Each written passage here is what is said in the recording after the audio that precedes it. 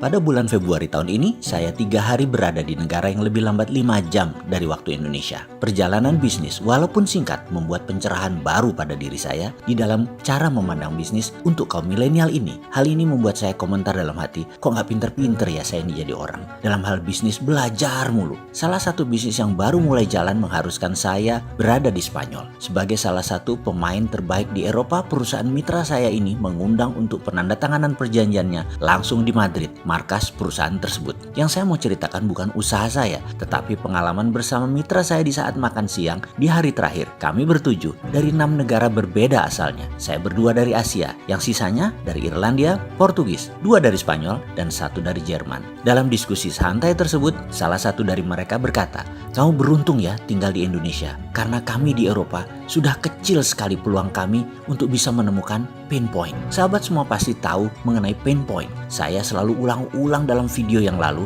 kemampuan melihat pain atau titik derita ini pada sebuah masalah dan menemukan solusinya, itu adalah peluang bisnis yang luar biasa besarnya. Kita review sebentar tentang pain point. Misalnya, macetnya Jakarta dan masalah distribusi barang sehingga melahirkan industri yang namanya GoFood, GoShop dari Gojek, GrabFood, dan lain sebagainya adalah kemampuan mereka melihat pain point. Itu pelajaran singkat mengenai pain point ini. Catatan penting, semakin besar masalah yang diselesaikan atau terobosan untuk mempermudah hidup, akan semakin besar profit atau keuntungan menyertainya juga. Juga semua ini besar nilainya untuk bisnis Anda. Seperti Apple Incorporated lakukan dengan iPhone yang menggabungkan telepon dengan semua aplikasi adalah solusi memindahkan semua tools ke tangan. Membuat Apple Incorporated sekarang nilainya $1.000 billion market capitalization-nya. Ini sama dengan 50 kali APBN Indonesia yang 2.000 triliun rupiah. Juga kalau dibandingkan BUMN Indonesia, Apple itu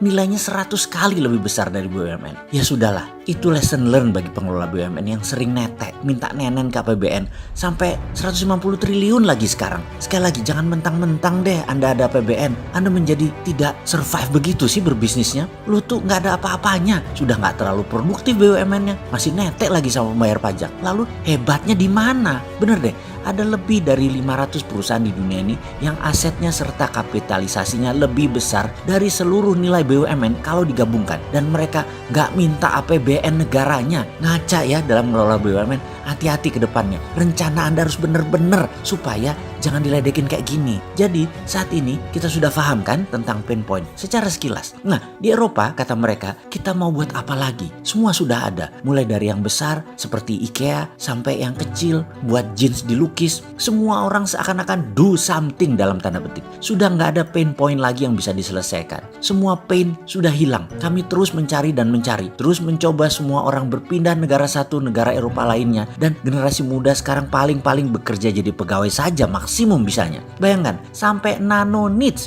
sudah ada pemainnya. Apa itu nano niche? Misalnya mereka menganalisa di dunia ini ternyata setiap 10.000 orang ada 1 orang yang kalau berdiri di depan umum atau berbicara di banyak orang, lebih dari 2 orang saja tangannya berkeringat. Kejadian ini tentunya membuat tidak nyaman dirinya dan orang di depannya. Lalu pain point itu menjadi peluang bisnis. Diciptakanlah comfort ball yang dibuat dari bahan kain penyerap keringat yang sangat lembut dan wangi, sehingga mereka yang memiliki masalah tangan berkeringat tadi bisa menjadi nyaman dengan memegang comfort ball tadi. Itulah nano niche. Bayangkan, 1 orang dari 10.000 saja yang memerlukannya, tetapi pain point tetap peluang besar dan ini disolve, ini diselesaikan solusinya. Lalu setiap orang mulai mencari-cari nano niche lainnya dan dibuatkan problem solvernya, sehingga kami dipaksa terus-menerus menciptakan sesuatu yang makin kecil pasarnya, atau kami hanya bisa jadi pegawai biasa saja. Semua pasar itu ada pemainnya, semua sisi ada yang memenuhi kebutuhannya. Sungguh menjadi pegawai semua menjadi rutinitas dan jadi pegawai tidak menyenangkan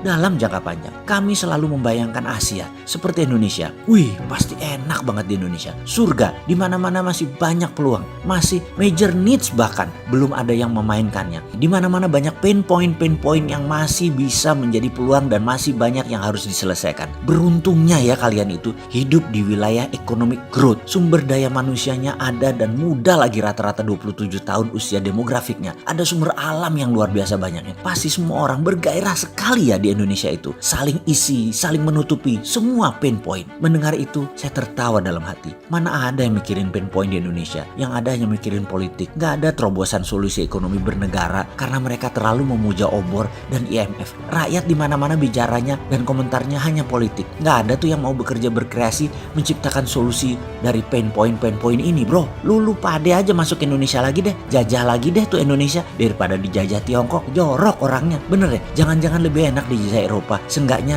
pada minta kawin sama bule Eropa, cowok ceweknya. Kawin campuran itu biar turunannya pada keren-keren, jadi pada Indo. Asli saya cynical banget komentar dalam hati tersebut. Karena kok di Indonesia nggak ngelihat apa yang mereka lihat ya.